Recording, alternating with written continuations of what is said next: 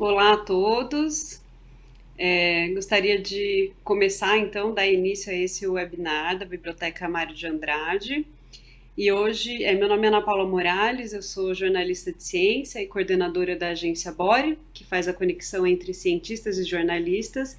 E hoje o meu papel aqui é de mediadora, eu vou conversar com o Paulo Silvino Ribeiro sobre o livro que ele publicou no ano passado pela editora Alameda, Saúde, Ordem e Progresso, as interfaces da aproximação da medicina e da sociologia paulistas. Tudo bem, Paulo? Tudo jóia, Ana Paula? Tudo bem, e você? Certo. Vou ler então um pouco te apresentar, né? O Paulo Silvino Ribeiro nasceu em 81, em Caieiras, mas viveu e estudou em Franco da Rocha, né? Até sua adolescência. O Paulo ele é doutor em Sociologia pela Unicamp, mestre em Sociologia pela Unesp e bacharel em Ciências Sociais pela Unicamp também. Hoje você é professor universitário, consultor em políticas públicas e coordena o núcleo de pesquisa da Fundação Escola de Sociologia e Política de São Paulo, onde também dá aulas, né, Paulo? Então, É isso aí. uma vida bastante bem ligada à pesquisa, né? Então, Paulo, enfim, primeiro, muito legal o seu livro, eu ainda não conhecia, então foi um prazer, de fato, ser chamado para participar dessa conversa com você, porque o seu livro é muito interessante, ele é totalmente relevante, eu acho que nesse contexto de pandemia que a gente tem vivido, não só para tratar do tema da saúde, por tratar do tema da saúde, mas sobre os diversos enfoques que a saúde e a doença, né, as visões e abordagens que foram se transformando ao longo da história, né? Atualmente a gente vive que a gente pode discutir um pouco mais para frente, mas isso historicamente, né? Nem sempre foi assim. Então eu acho que seu livro joga a luz de uma forma muito legal sobre esse assunto.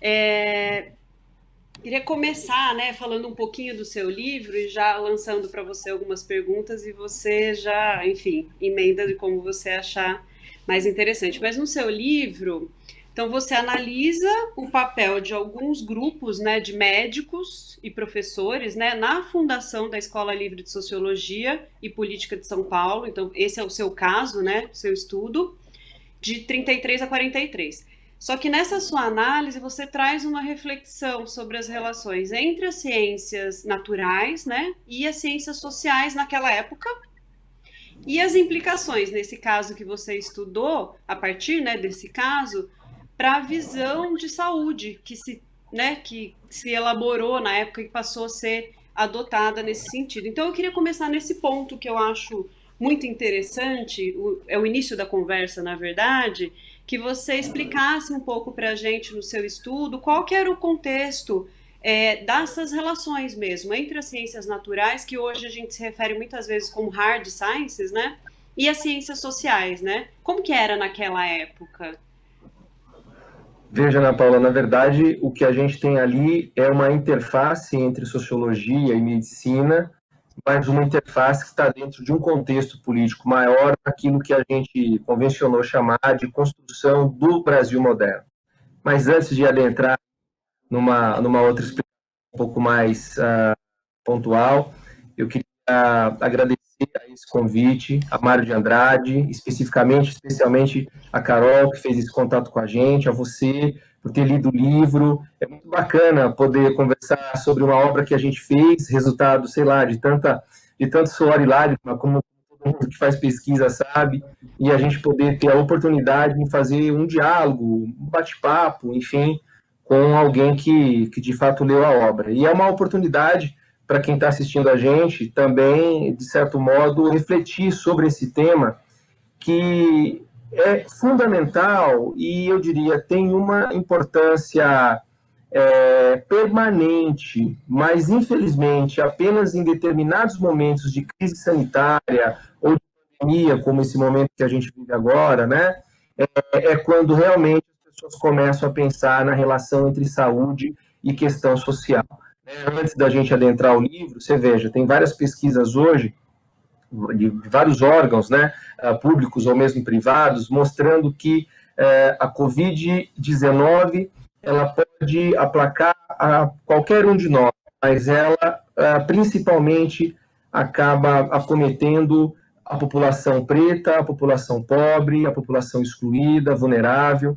E isso, então, quer dizer, deveria deixar de ser apenas uma manchete de jornal e estar realmente no nosso horizonte com uma preocupação efetiva, né? Porque cuidar dos vulneráveis, cuidar daqueles que são excluídos, é cuidar do nosso país de modo geral. Então, dito isso, feito esse preâmbulo, eu tenho um gancho para que eu possa falar sobre o livro, porque por mais que nós tivéssemos ali alguns homens, né, entre os anos 30 e os anos 40, homens que faziam parte de uma elite intelectual, homens que, portanto, evidentemente, na sua maioria, brancos, elitistas, etc., etc., em que pese isso tudo, eram homens que tinham uma preocupação com a sociedade do ponto de vista da compreensão dos determinantes sociais para a saúde. Agora, veja, temos que tomar um certo cuidado, porque por trás dessa preocupação não tem só boas intenções, né? Ou seja, havia ali também algo de natureza de controle social, né? Portanto, de busca uma busca por um conhecimento normatizante ou normativo, não é?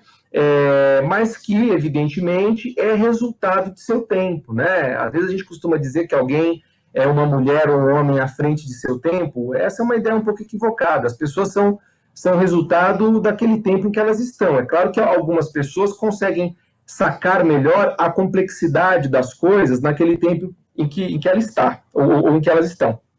Mas o fato é que esses indivíduos, que, portanto, eram, ao mesmo tempo, professores da Escola Livre de Sociologia e Política de São Paulo, né? E, ao mesmo tempo, portanto, professores ou alunos na Faculdade de Medicina de São Paulo, eram homens que estavam antenados ali a questões importantes, em que pese esse conservadorismo, em que pese toda essa polêmica que nós sabemos que existe, né, nessa relação entre sociologia e medicina, ou melhor dizendo, entre medicina e poder médico, ou poder desse conhecimento médico, poder em termos de controle social, né?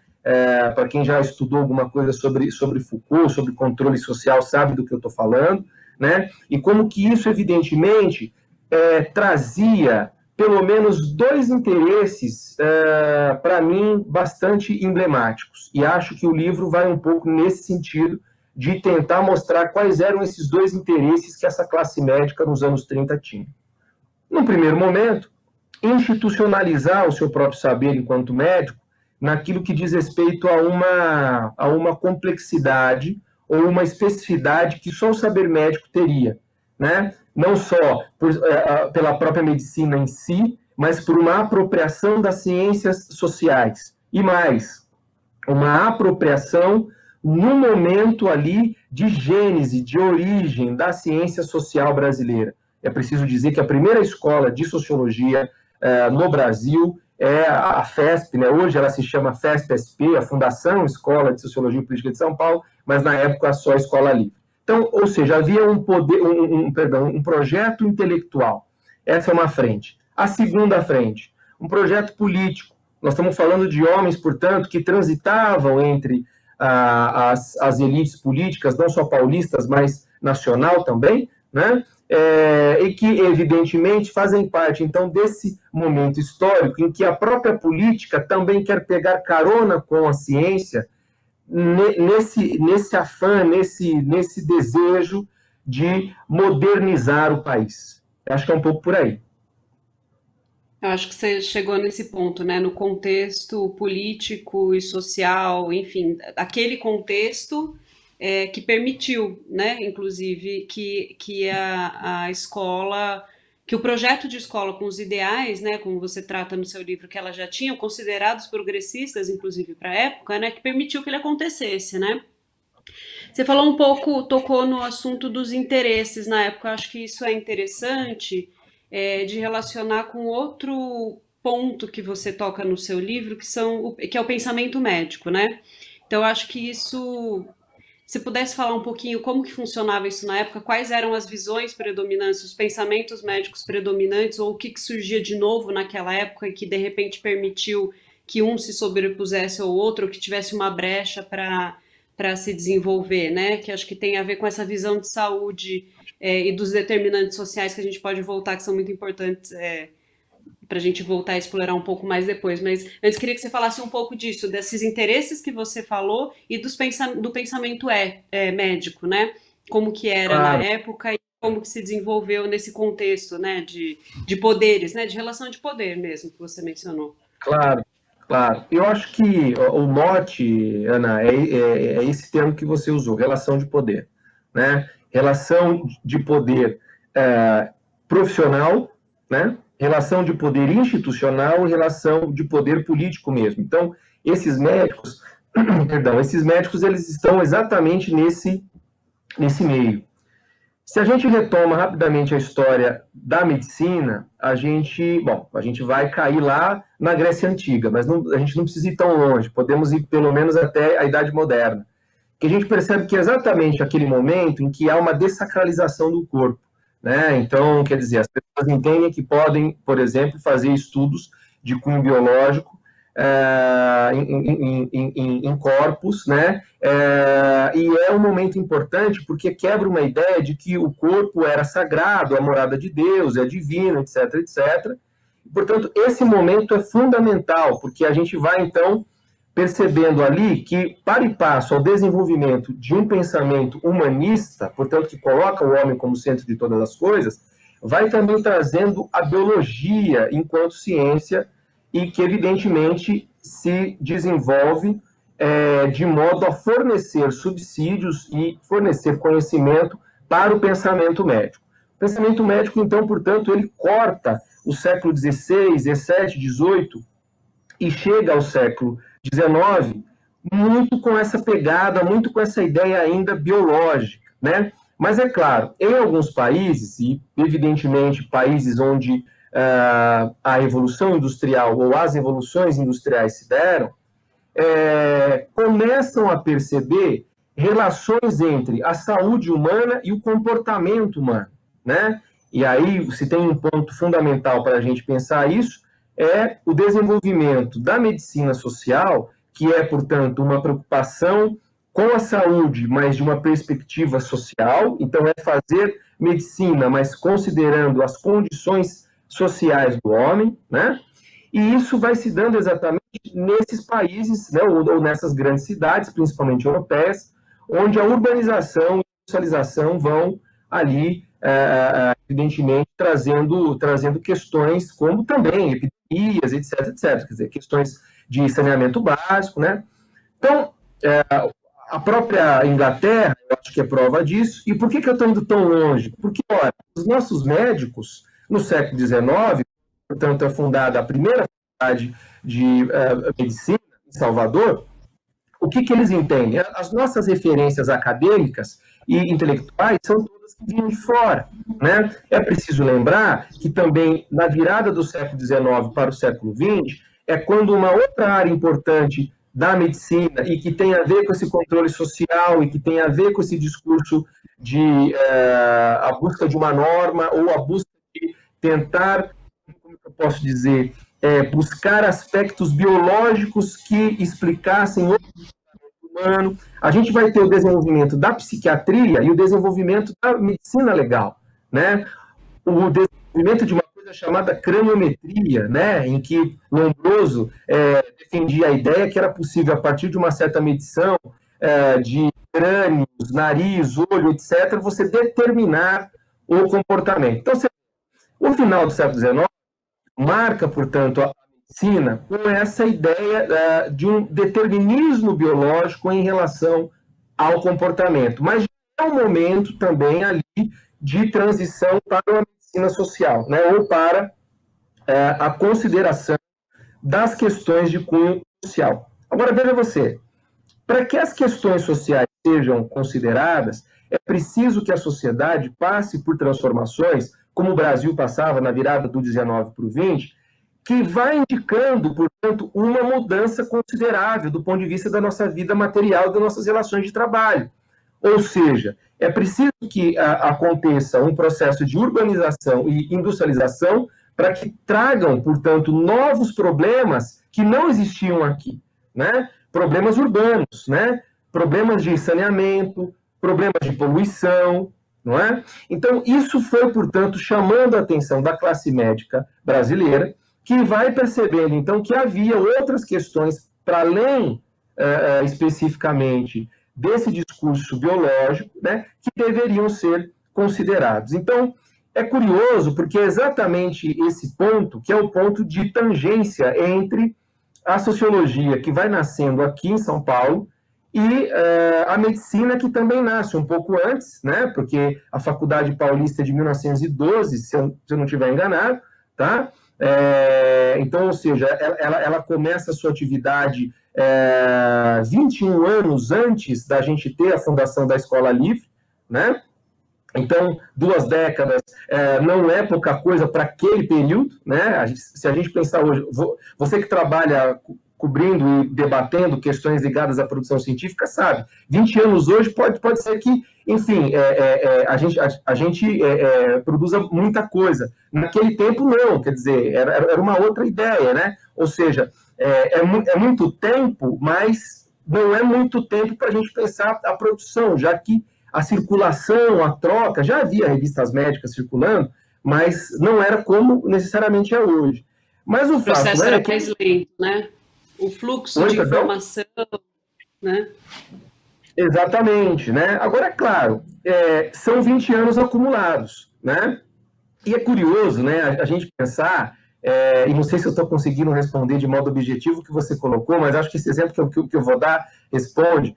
Olha só que coisa interessante. A primeira aula da FESP, que foi lá na noite de 17 de junho de 1933, foi dada por um médico, né, pelo Raul Briquet, que era um médico obstetra, né? E a aula dele, né, tinha um título curioso, Tendências da Sociologia Contemporânea. E é uma aula em 33 que está discutindo os clássicos, que em 33 já não era contemporânea, você já tinha tantos outros núcleos e escolas produzindo um pensamento muito mais moderno. Então, enfim, isso tudo para dizer que a medicina vai percebendo, então, a importância de se apropriar deste conhecimento social ou deste cabedal teórico, desse instrumental teórico das ciências sociais, para que, então, pudesse pensar formas de intervir, né, nesses determinantes sociais da saúde, né?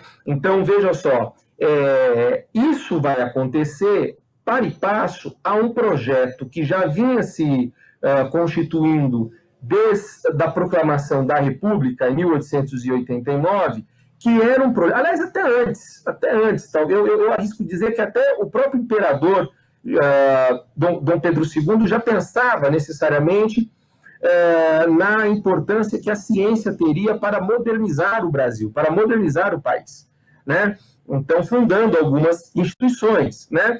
E na República, esse apreço e esse apego à ciência ganha um outro patamar. E é preciso lembrar, portanto, que esses médicos, a grande maioria deles, são oriundos de famílias ligadas à política, ou seja, pessoas ligadas à produção cafeeira, né? Não evidentemente todos, mas uma boa parte. Então, são pessoas que, direta ou indiretamente, compartilham dessa ideia de que eles, enquanto médicos, são praticamente missionários do progresso, daí até o título, né, que eu tentei brincar com essa ideia, né, ou seja, missionários da ordem e do progresso, né, e que, portanto, se colocam como os grandes paladinos dessa ciência que deveria transformar o Brasil, colocar o Brasil nos eixos de um novo tempo moderno, né? Então, eu acho que esse empreendimento, ele é mais uma evidência eu diria, desse projeto, que é um projeto intelectual, que, portanto, daí tem tudo a ver com essa relação de poder, que você muito bem citou, mas é também um projeto político, porque essas ideias de intervenção serviram, em alguma medida, a projetos políticos também. Eu acho interessante, né? Pelo menos eu enxergo agora nessa sua fala, dois principais aspectos, só para fins didáticos, né? Que eles são bem complexos. Então, tem esse contexto político, né? De uma classe médica também com um papel político no país e no estado de São Paulo, e essa relação com a ciência, da medicina e da aproximação ou apropriação, como você disse, né? Acho que bem dito, de outros saberes para a prática médica, né? Talvez por uma necessidade de abordagem e de atuação a partir de grandes mudanças que aconteciam e que a prática médica naquele momento não estava dando conta. Então, por uma necessidade, foi buscar saberes de outras áreas, no caso das ciências sociais, né, para tentar resolver aqueles problemas novos, né, que estavam surgindo nesse novo contexto urbano, né, mais urbano, mais industrial. Eu acho que isso é bem interessante para pensar um pouco nessa dinâmica, né, de aproximação entre as áreas da ciência, né, puxando um pouco para o lado que eu estudo um pouco, a gente vê historicamente, né, essa aproximação e distanciamento, né, inclusive da própria filosofia e ciência, né, como antes andavam juntas e de repente foram apartadas por um período e depois passam a se aproximar novamente. Tem o texto do Snow sobre as duas culturas, até que ele chama, né, as humanidades e as ciências naturais como dois mundos à parte, e fala um pouco sobre esse distanciamento. Você acha que essa aproximação que você falou um pouco nesse contexto, né, do seu estudo, ele se dá mais por necessidade da prática médica, de se apropriar da ciência, usar aquele conhecimento biológico, né, aquela aspecto, abordagem biológico da medicina, mas se apropriar dessas saberes sociais por uma necessidade, ou você acha que tem algum outro contexto que proporcionou essa aproximação, talvez por algum aspecto político, por exemplo, como você mencionou, né? Você acha que foi mais uma necessidade ou uma conjuntura que proporcionou essa junção desses saberes? Não sei se eu fui clara na pergunta, ver se... Sim, sim, entendi. Excelente pergunta, Ana. Eu acredito que a necessidade, ela se colocava de modo ambivalente. Era uma necessidade intelectual, mas era uma necessidade política. E, ao mesmo tempo, é a conjuntura que explica essa ambivalência. Então, por isso que eu acho que a pergunta que você fez é muito boa, porque permite a gente pensar o seguinte. Veja, a produção dessas ideias, em primeiro lugar, elas não surgem do nada, elas são resultado de um acúmulo de conhecimento, formação, debate, experiência, um acúmulo institucional. Então é preciso pensar o seguinte: nos anos 30, quando a Escola Livre de Sociologia e Política ela foi aberta, nós já tínhamos outros órgãos, né, que, primeiro, faziam um pensamento, tinham um certo debate sobre humanidades, mas não tinham uma preocupação com ciência social. E em relação à classe médica, ou seja, ela tinha vários institutos exclusivamente pautados na questão biológica, Instituto Butantan, vacinogênico, e por aí vai, né? Que não necessariamente davam conta, ou seja, dessas novas transformações urbanas, né? Então, assim, eu acho que é um pouco difícil para a gente imaginar o que era São Paulo de 1900 e a São Paulo de 1930. Mudou demais. Se, por um lado, né, o fluxo de informação, como a gente dizia antes, não era tão extenso, mas a transformação material foi tremenda. Né? Dados que mostram números brutos de quantas pessoas chegavam aqui, o crescimento é absurdo, né? Imigrantes chegando, enfim, gente, portanto, de dentro e de fora do país. Então, ou seja, essa conjuntura fez com que essa necessidade de uma maior complexidade do pensamento médico se justificasse. E tem um ponto importante. Você veja, nós estamos falando da década de 30, que Portanto, representava ali mais ou menos 40 anos depois da abolição, né? Mais ou menos 40 anos, se a minha conta não estiver errada, né? Você veja, nesses poucos anos, né, nesses 40 anos, a ideia o trabalho enquanto atividade humana, o trabalho enquanto uma ideia-força, né, enquanto um valor, né, o trabalho é um valor burguês. A ideia de trabalho se transformou. O trabalho deixou de ser uma coisa de escravizado, uma coisa não digna, uma coisa de negro, como se dizia na época. Não era digno trabalhar, ao contrário. Segundo uma mentalidade racista, era digno ter escravos, e não o trabalho, né? Então, veja, o trabalho perdeu essa conotação escravocrata e entrou para uma outra conotação ou para uma outra chave, enquanto um valor de fato burguês.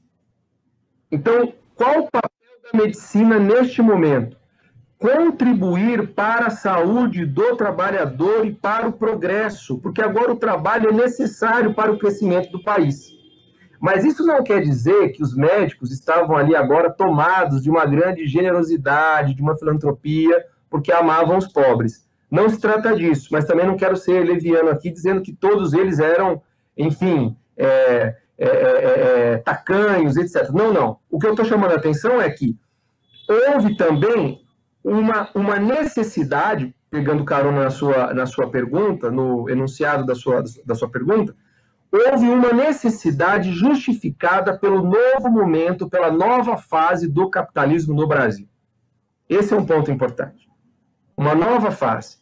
E essa nova fase requer mais conhecimento, requer um conhecimento sociológico ou requer, portanto, uma dimensão aplicada das ciências sociais, né?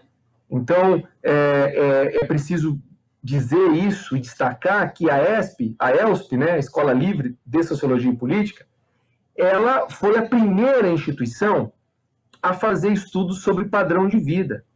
Aliás, foi a primeira instituição a fazer um estudo de padrão de vida sobre trabalhadores em São Paulo, trabalhadores da limpeza urbana, e esse estudo, né, até onde a gente tem registro, orientou, balizou a elaboração do salário mínimo. Olha que coisa interessante. Uma pesquisa social balizou aí isso que nós conhecemos hoje como salário mínimo.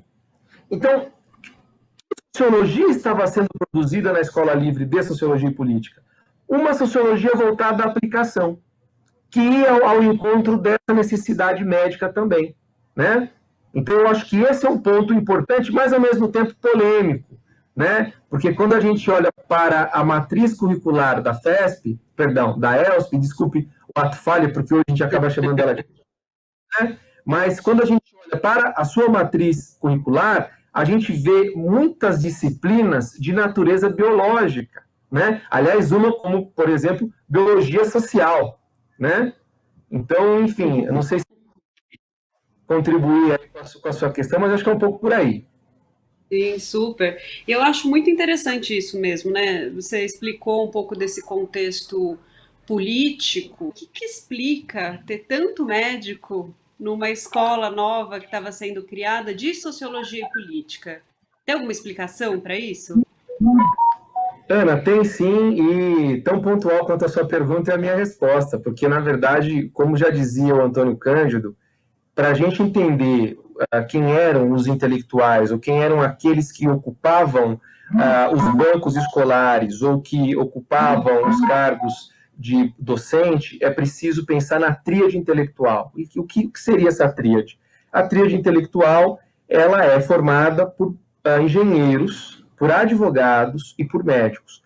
Então, ou seja, eles são oriundos de gerações em que, evidentemente, não tinham até como escolher uma outra profissão, porque essas basicamente eram os possíveis cursos que existiam aqui, né? E, portanto, tinham aí uma outra relação com a formação intelectual e com a universidade. A universidade brasileira começa, portanto, a ser construída por estes intelectuais, por essa tríade, por engenheiros, advogados e médicos. Né? Então, isso, aliás, é muito curioso, porque, veja, como nós não tínhamos ninguém formado em ciências humanas, em sociologia, quem vai dar as primeiras aulas serão médicos, né? Como citei há pouco, quer dizer, o próprio Raul Briquet, que é um médico obstetra, e vai dar a primeira aula, né? Tratando ali de conceitos gerais. Então, você veja, na verdade, havia algo de autodidata, né? Quer dizer, eles eram autodidatas e eram intelectuais que tinham interesses diletantes sobre tudo, né? E que vão ali, a partir desse interesse, ajudando a construir a universidade brasileira. Em especial no caso da ELSP, o que é importante dizer?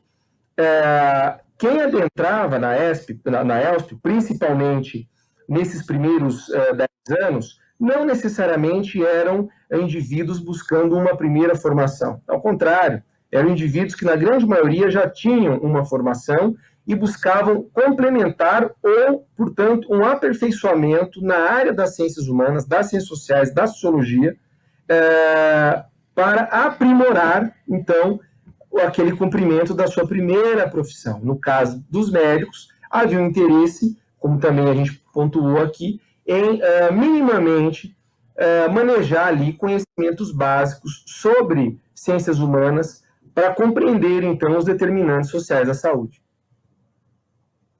Legal, Paulo. Acho que faz sentido, né? Isso faz todo sentido o que você falou, né? Não eram só médicos como a gente talvez pense hoje, né? Com uma classe profissional que atua de certa forma, né? Com os vários segmentos, mas sim eram pessoas de classes mais abastadas, porque quem tinha uma formação superior, né? Eram pessoas de classes mais abastadas que eram ou médicos, ou engenheiros, ou advogados, como você disse. Então, não eram apenas profissionais médicos ou engenheiros, né? Eram pessoas de classes abastadas que eram intelectuais em cima de tudo, né? Então, talvez Você isso, né? permite, Ana, se você Claro. permite, mais um ponto que eu acho que é importante colocar, veja só, eles ocupam esses lugares não apenas porque possuem ensino superior, mas porque eles faziam parte da única classe possível com o direito, que na verdade era privilégio e não direito, de ocuparem um banco escolar, né? Veja que até hoje o Brasil ainda tem índice de analfabetismo. Quem dirá nos anos 30, quem dirá no final do século XIX. Então, veja, a gente tem, portanto, ali quase que uma espécie de ocupação natural desses lugares dentro da academia desses indivíduos, porque realmente o acesso à escolaridade era para uma parte infinitamente pequena da sociedade. Tem uma coisa interessante, que no próprio manifesto de fundação da ELSP, o Roberto Simons, que é um grande empresário, era presidente da Fiesp, ajudou a juntar recursos para que a Escola Livre fosse, portanto, fundada. Ele vai dizer o seguinte: qual a grande finalidade dessa escola? Qual é o nosso grande objetivo? Formar quadros dirigentes para a nação. Então, esse quadro dirigente, ele tem um carimbo de uma distinção social, de uma cor de pele, né, de uma classe social, né, de um sexo, de um gênero, enfim. Acho que isso tudo é importante dizer por que tantos médicos na festa. Entendi, faz todo sentido. Pegando o final da resposta que você tinha dado, eu queria voltar um pouco para essa questão da saúde mesmo, da visão sobre a saúde e essa mudança nesse período e no contexto, né, da escola, da fundação da escola. Você falou um pouco de um pensamento médico que tinha na época centrada nos fatores biológicos, inclusive em determinantes biológicos para outras coisas que, enfim, né, comportamentos sociais, esse tipo de coisa que você falou, né, de comportamento, quer dizer, agressividade, né, tinha esse tipo de leitura para uma visão de saúde pautada em determinantes sociais. Eu queria que você falasse um pouco disso. O que que é essa nova visão de saúde, né? Como que se deu essa transição? O que que ela era e como ela passou a ser nesse processo? Explicar um pouco, né, esses determinantes sociais da saúde, que eu acho que não é claro para todo mundo. Quem não estuda um pouco saúde, saúde pública, saúde coletiva, Claro, talvez seja não tão claro, né? claro. De maneira bastante objetiva e simples, claro que não é uma coisa tão simples, mas, enfim, para que o nosso diálogo aqui possa fluir, para quem está assistindo também possa acompanhar bem, veja, um determinante social é tudo aquilo que, portanto, influencia, determina, né, daí o próprio termo, né, a condição de saúde de um determinado indivíduo. Vou dar um exemplo. As pessoas que moram em regiões com pouco saneamento básico, ou seja, essa condição social de serem mais pobres, de não terem acesso à água potável, de não terem acesso a esgotamento sanitário, né? Faz com que ela esteja muito mais vulnerável a doenças, né, causadas pela falta de higiene do que alguém que, evidentemente, não só tem uma condição de saneamento melhor, como se alimenta melhor, como, enfim, vai ao médico mais vezes. Então, a condição social, onde mora, quantos anos estuda, onde trabalha, onde vive, isso tudo determina, portanto, se as pessoas estão mais ou menos vulneráveis, né? Se tem a sua saúde mais ou menos vulnerável. O que é importante dizer? Veja, infelizmente, né, a gente vive um tempo político e sanitário complicado, e é mais complicado ainda quando a gente está em uma sociedade, quando as pessoas acreditam que pela meritocracia a gente consegue tudo na vida. Isso é uma grande groselha, desculpa um termo chulo, mas uma grande groselha, uma grande besteira, né, um grande engodo, porque meritocracia não existe nesse país. Então, não adianta nós termos o desejo de estarmos noutra classe social, de querermos e termos esse desejo legítimo de termos uma condição melhor de vida. Não depende necessariamente das nossas escolhas. Então, nós, quando nascemos, já temos um determinante social da classe na qual a gente nasceu, né? Dos recursos que a nossa família teve ou tem, né? A região onde a gente nasceu, o contexto político e social do qual a gente nasceu, e que são várias coisas que independem da nossa vontade. Então, os médicos, lá nos anos 30 e nos anos 40, começam a entender que as transformações sociais e econômicas pelas quais o Brasil está passando, um forte momento de urbanização, de industrialização, a população paulistana crescendo absurdamente, né? Isso tudo foi mostrando que não bastava ter remédio para aplacar a doença do ponto de vista biológico. Era preciso criar condições de prevenção e de orientação à população, já que saúde garantiria a ordem e o progresso. De novo, explicando aqui o jogo de palavras que eu fiz ali no título do meu livro, né? Tá? Então, veja só, nesse caso, ou seja, há uma compreensão de tudo aquilo que pode determinar, que pode implicar, que pode influenciar na saúde de alguém e que, evidentemente, não é algo, primeiro, que depende da escolha dessa pessoa, e outra coisa, é também um aspecto, algum elemento que pode fragilizar a saúde do ponto de vista, portanto, biológico, ou seja, algo de cunho social implica em algo de natureza biológica. Mas tem um outro ponto importante, Ana, que não sei se na sua pergunta talvez você tivesse pensado sobre isso também. Uma das coisas que as ciências sociais fazem é estudar as relações sociais, as relações humanas. E estudar, evidentemente, tudo aquilo que emana da sociedade como resultado dessas relações humanas, né?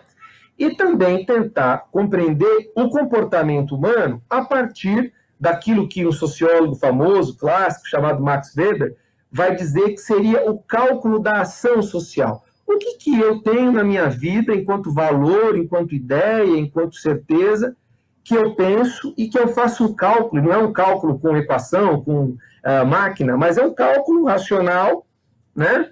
Eu faço um cálculo sendo um homem cristão, sendo homem ateu, sendo engenheiro, sendo um artista de circo, sendo cantor, sendo um político. Eu calculo o tempo todo. Eu estou tentando entender como que devo agir na sociedade. E, portanto, a sociologia tenta compreender, ou seja, como que esses comportamentos se repetem e como que esses comportamentos são, portanto, determinados e determinantes, e isso não é um jogo de palavras, tá? Determinados e determinantes na sociedade. Então, o que os médicos sacaram? Olha, se é verdade que nós temos que olhar para o que está acontecendo de mudança na sociedade, isso significa que nós temos que olhar para o que está mudando no cálculo da ação social dos homens. Ou seja, do ponto de vista da psicologia, o que está acontecendo? Então, não é à toa que a gente vai ter nesse mesmo período, por exemplo, o início de uma discussão sobre psicanálise, o início de uma discussão muito mais ampliada sobre psicologia social, que, aliás, era uma disciplina, ou seja, que os alunos ingressantes tinham de estudar, né?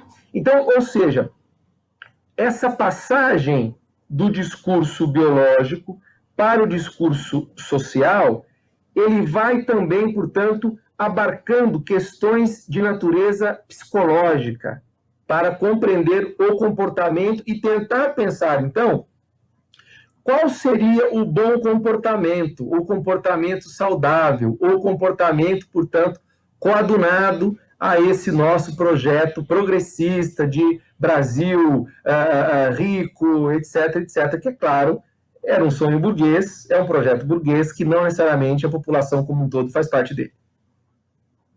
Acho que tem a ver, né? Relaciona diretamente nessas mudanças que você mencionou anteriormente, por exemplo, na valorização do trabalho, né? Então, de um país escravocrata há poucas décadas antes, agora passando a valorizar o trabalho, inclusive para esse progresso, né, que se vislumbrava. Então, a mentalidade, esse cálculo muda em função disso, né? O que você valoriza vai influenciar no cálculo mental, né, dessa sua relação, claro, com outros. Claro. Veja, Ana, a gente só constrói um projeto de nação se a intelectualidade, a população, as instituições, de modo geral, se todas elas comungarem minimamente de um certo humor nacional, né? E isso é o que a gente vê nos anos 30 e, em boa parte, até os anos 60, o nacionalismo. O problema é que o nacionalismo é um bicho complicado, porque ele flerta com o fascismo e ele flerta com o nazismo, né? Por isso que, infelizmente, pode ser que hoje, eu falo por mim, eu nem fico mais tão feliz quando vejo algum verde e amarelo por aí, bandeira ou coisa que o valha, porque acaba tendo uma outra ideia. Agora, eu penso o seguinte, o nacionalismo nos anos 30 e nos anos 40 fez parte de, eu diria, os pilares básicos para a construção de um projeto nacional. E os médicos são, portanto, construtores desse projeto. Não são os únicos, mas fazem parte disso, né? Quando Roberto Simons está dizendo que a FESP ela precisa ser um lugar de formação de quadros políticos, ele está sendo pragmático. Nós queremos formar elites para dirigir o país, para conduzir o país.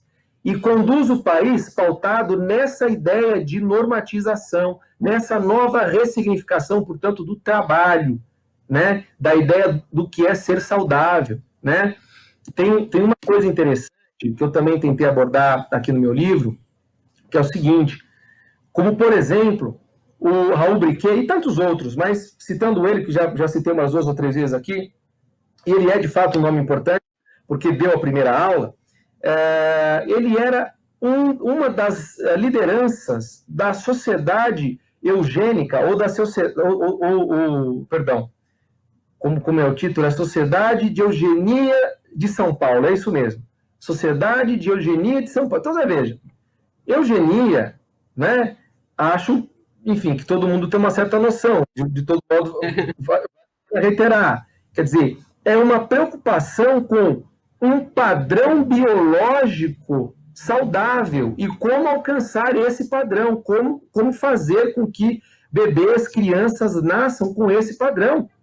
E como, portanto, separar aqueles que são, ou seja, aceitos do ponto de vista eugênico como superiores, daqueles que são como inferiores.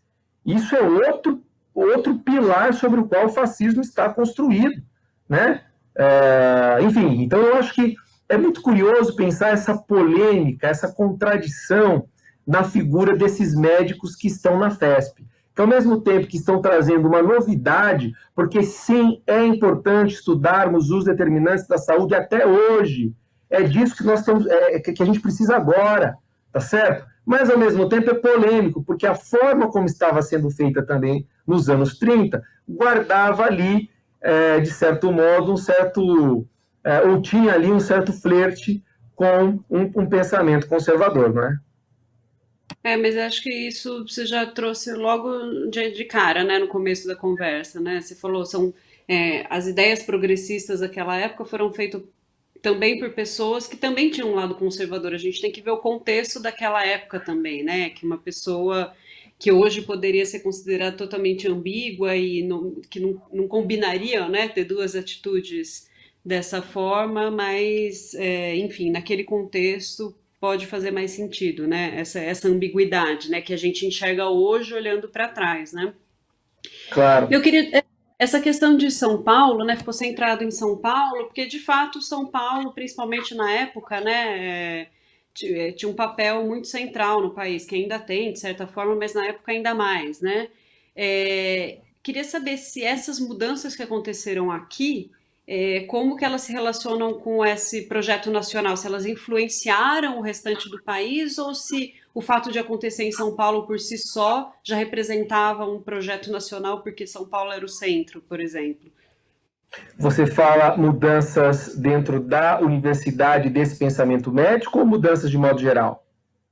Mudança desse pensamento médico e nessa relação também com o progresso nacional que você disse, né? Que você mencionou, né? Essa relação da saúde com o progresso, então, meio que pareando, né? Essa mudança na medicina e na visão sobre saúde, mas paralelamente ao processo nacional, ao processo de Claro, progresso nacional que tinha, né? A visão que se tinha sobre isso. claro. Ana, veja bem, a partir dos anos 30, São Paulo começa a dividir cada vez mais a atenção de todo o país com o Rio de Janeiro, né? Aliás, isso explica muita coisa, a exemplo da própria Revolução de 32, né? Mas tem outros elementos que são mais importantes. Ou seja, o primeiro deles, do ponto de vista da acumulação de riqueza, a gente vai ter, portanto, São Paulo cada vez mais rica e agora empreendendo um projeto de industrialização, né? E que, portanto, vai, a partir dessa sua acumulação, vai ser o centro de modernização do Brasil, na medida em que São Paulo vira referência para todos os outros estados. E convenhamos, em alguma medida ainda é até hoje, né? Ainda é até hoje. Agora, é preciso dizer que esse pensamento médico, e é claro, meu livro ficou mais concentrado em São Paulo, a especificidade de São Paulo sobre essa interface entre sociologia e medicina se dá porque aqui esteve a primeira escola de sociologia, né? E outra coisa, aqui também esteve uma das primeiras escolas de medicina, né? Então a gente tem fatos históricos que colaboram para que esse movimento, portanto, fosse eu diria, estivesse concentrado aqui. E, evidentemente, em alguma medida, tenha servido enquanto parâmetro para outros estados. Eu diria que não para outros estados em termos de um projeto similar, mas para outros médicos que estavam em outros estados ou que estavam em outras regiões, que também tinham interesse e que, aliás, vinham para São Paulo, estudavam aqui e voltavam para sua terra natal, né? Então, acho que esse é outro ponto importante para a gente considerar. Mas eu arrisco dizer que isso que a gente teve em São Paulo, dessa interface entre médicos e sociólogos, ou entre medicina e o pensamento social, esse foi, de fato, um fenômeno ímpar, porque nem mesmo no Rio de Janeiro, onde também havia uma faculdade de medicina, a gente não teve algo paralelo, né? Até porque, quando a gente vê a história do processo de institucionalização das ciências sociais no Rio de Janeiro, a gente vê que lá a história foi muito mais complicada, ou seja, demorou muito para que no Rio de Janeiro tivesse uma escola de ciências sociais de fato, haja vista toda a influência da Igreja Católica, que tinha um projeto conservador, e não só por isso, evidentemente era a capital do país. Qualquer produção intelectual ali estava absolutamente limitada e mitigada pela influência política, coisa que não tinha em São Paulo. São Paulo tinha uma outra autonomia, não só geográfica, não só de espaço, mas de ideias também, né? Ou seja, esses intelectuais em São Paulo se sentiam muito mais tranquilos para produzirem e tecerem críticas, né? E terem uma liberdade na construção da sua agenda de pesquisa, né?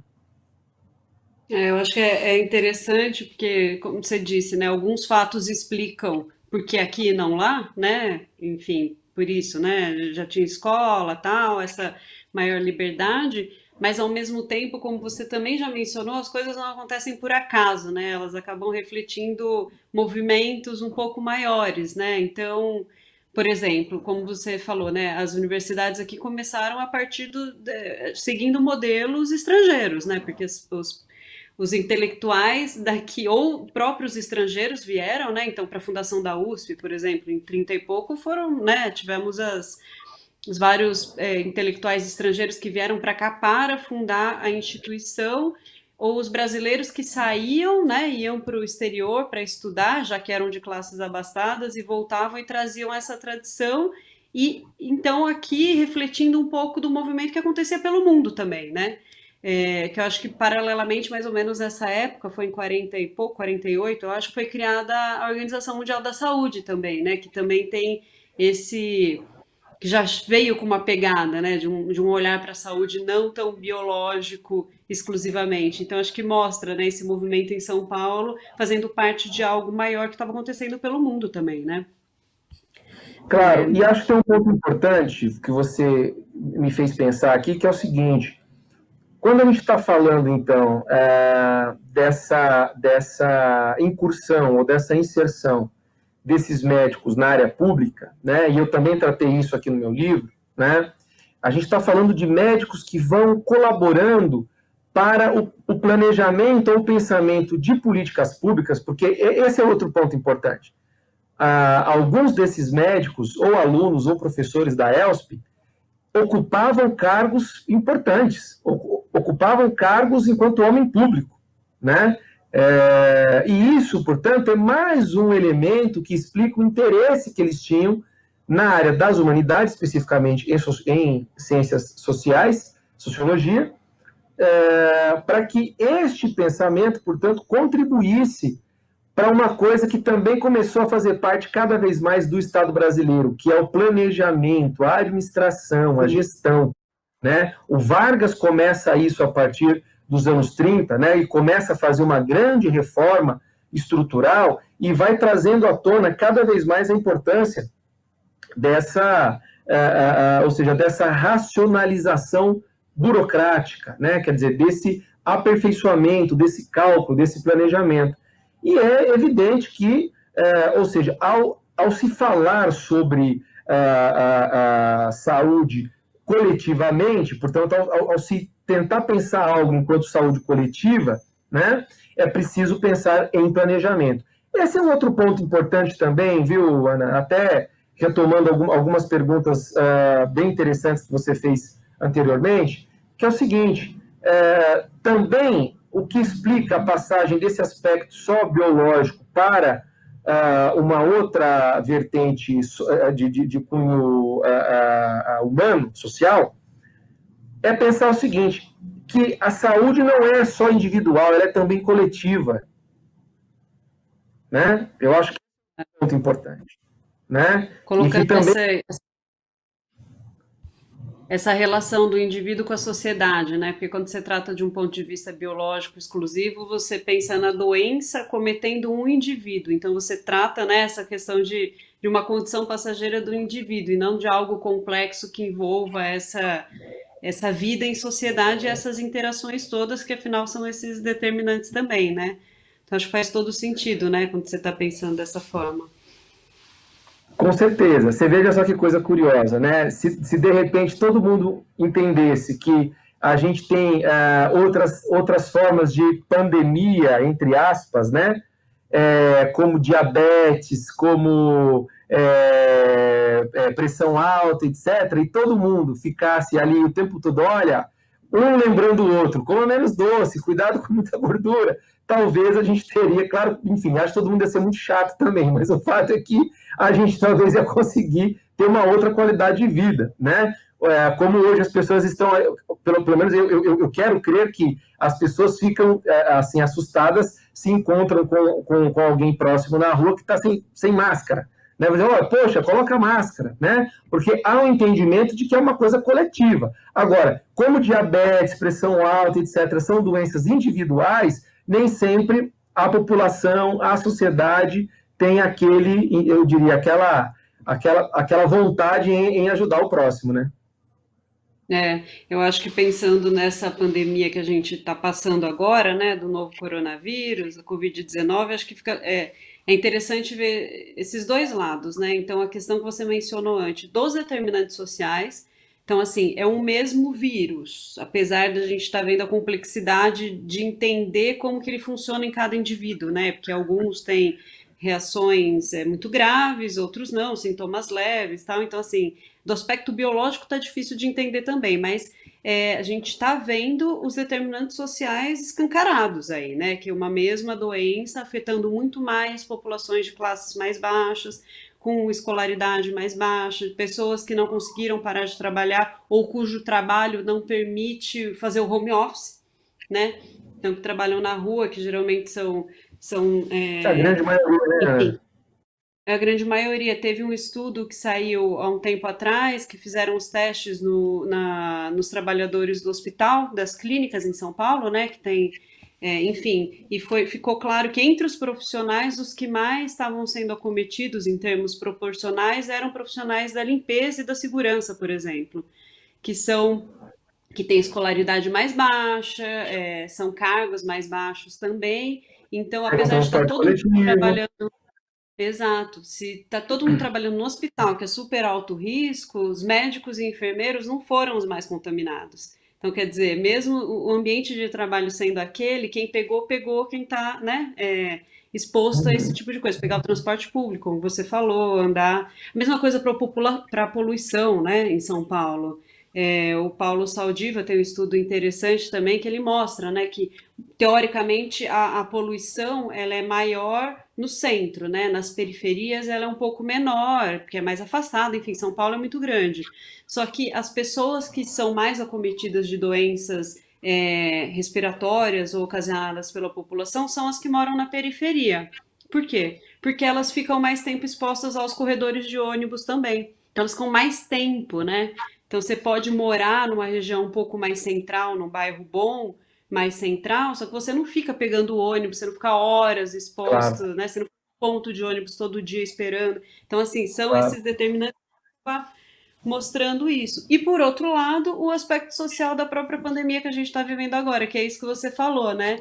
É, tem o acometimento biológico, mas as pessoas lidando de uma forma em coletividade, a gente tem visto, né, diversos países, né, a reação da população, se tem uma reclusão, uso de máscara, tudo isso, como é mais fácil não, né? Mas como é mais possível controlar do que quando cada um começa a agir por conta, não levando em consideração essa coletividade. Então, acho que a gente está vivendo um momento bastante propício para pensar nisso tudo, né?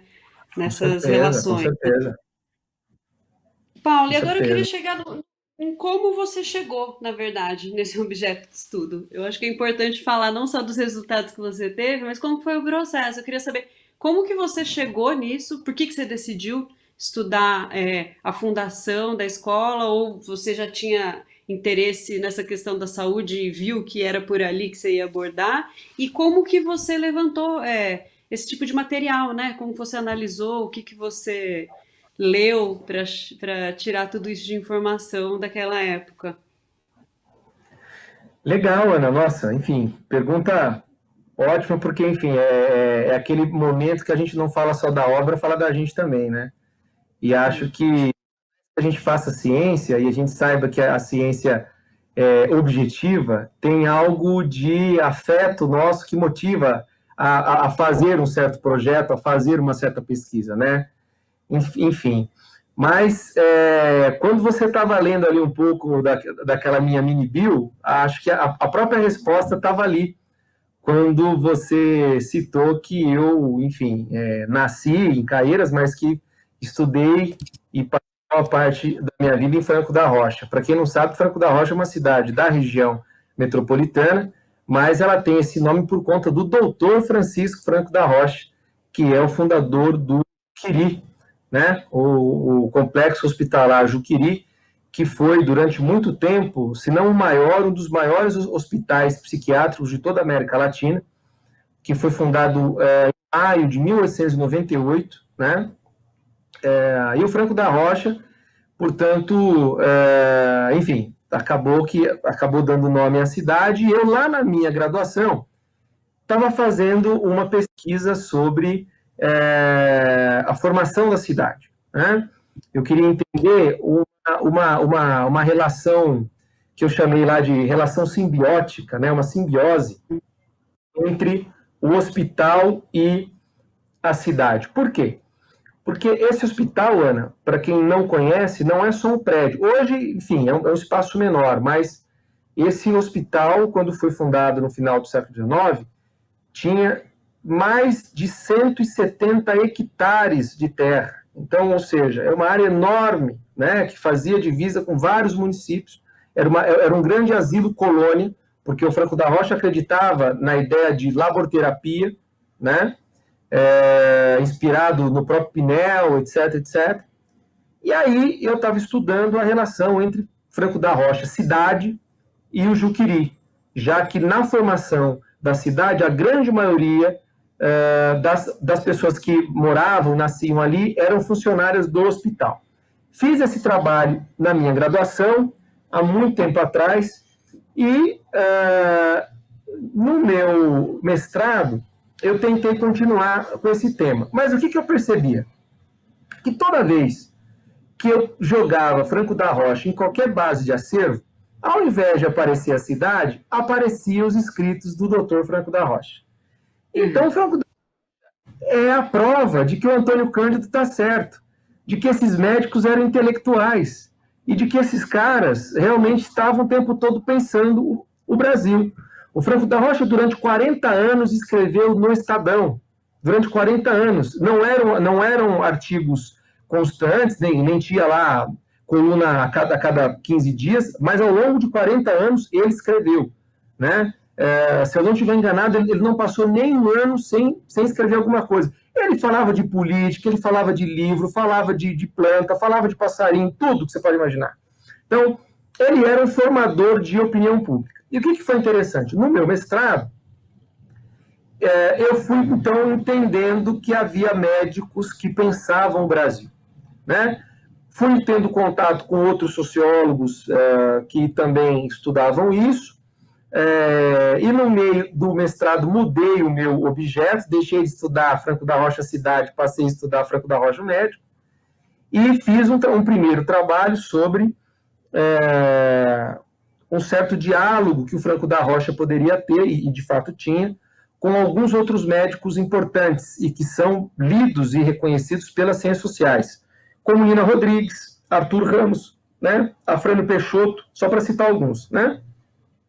E nessa pesquisa, portanto, foi quando eu também percebi que havia ali a presença de médicos em São Paulo, né, e especificamente na Escola Livre de Sociologia e Política, que por uma outra questão também, aí, sei lá, acaso, destino, né, não é porque a gente faz ciência que a gente também não pode ter um pouco de fé, né, que de repente eu caí ali na FESP, estou lá dando aula, e, enfim, então, e foi muito rico, porque eu também tive acesso ao CEDOC da FESP, né, e agora estou dizendo que é FESP mesmo, né, tive acesso a este CEDOC, que tem uma riqueza assim, de materiais incrível, e aí surgiu, portanto, a minha tese, que virou esse livro, que há exatamente 1 ano atrás eu publiquei lá pela Alameda. Ah, que A história legal.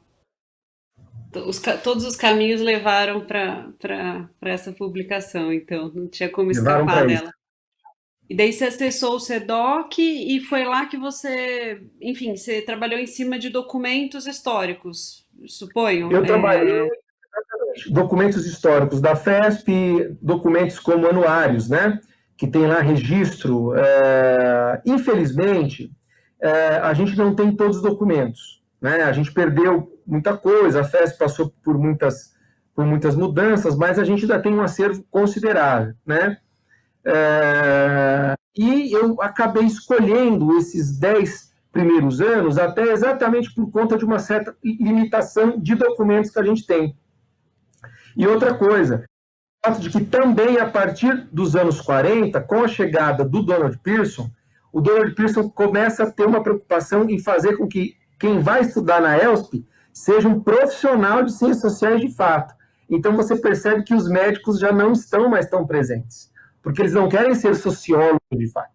Eles querem apenas ter uma noção das ciências sociais para executarem os seus trabalhos. Ah, legal. Então esse recorte muda, né? De repente esse quadro vai mudando também em função disso. Sim. Mas basicamente eu trabalho com dado primário, né? Claro, com muito dado secundário, mas eu digo dado primário porque eu fui lá e consultei a fonte, não havia nada escrito sobre ela. Né? Encontrei livros sobre esses, não só sobre estes médicos, mas livros escritos por estes mesmos médicos, né? Então, outra coisa interessante, porque são obras que não tem praticamente nada de registro sobre elas, né? Nossa, muito legal. Ai, Paulo, a gente está chegando no nosso tempo aqui. Quero te agradecer. Bom, parabenizar primeiro pelo livro, pelo trabalho, que é muito Obrigado, interessante mesmo. agradeço. Eu acho que é Obrigado. interessante para acadêmicos, né, estudiosos de vários temas relacionados, né, tanto medicina como política pública, enfim, vários assuntos que você aborda aí, mas para a população de uma forma geral, porque, como você mesmo frisou bastante, fez parte da concepção do projeto de nação que a gente seguiu, né, enfim. E Com que, certeza. pautado de certa forma na ciência e na junção de saberes de áreas distintas, que hoje está tão, né, pouco valorizado, né, as ciências em várias áreas. Então, acho que é importante Principalmente mostrar. as ciências humanas, infelizmente. Exato. Então, assim, acho que é importante frisar a importância da ciência não só para a aplicação imediata dela, né, no desenvolvimento de alguma tecnologia, mas também para a formação de uma nação, né? Da nação que a gente Claro, quer ter. Então, claro. muito obrigada a você. Agradeço também a Carol que nos chamou aqui, a todo mundo, a equipe da biblioteca, Mário de Andrade, e te deixo com as palavras finais. Não, eu só quero agradecer, reiterar esse agradecimento desse convite da Mário de Andrade, a Carol, enfim, que fez esse contato. Agradeço demais. Eu até dizia para ela um pouco antes que me sinto honrado em poder estar aqui, né? Enfim, eu acho que esse espaço realmente é bastante importante para a gente falar sobre literatura, falar sobre pesquisa, enfim, e por conta dessa pandemia que a gente vive, é a forma mais legítima, legal e que tem uma amplitude, né, de fato efetiva, e que faz com que todo mundo, mesmo que esteja em casa, possa pensar, enfim, e acompanhar as coisas que são ofertadas por aqui. Agradeço demais. E agradeço a você também, Ana, pelas perguntas aqui, para a gente poder bater um papo. Obrigada eu.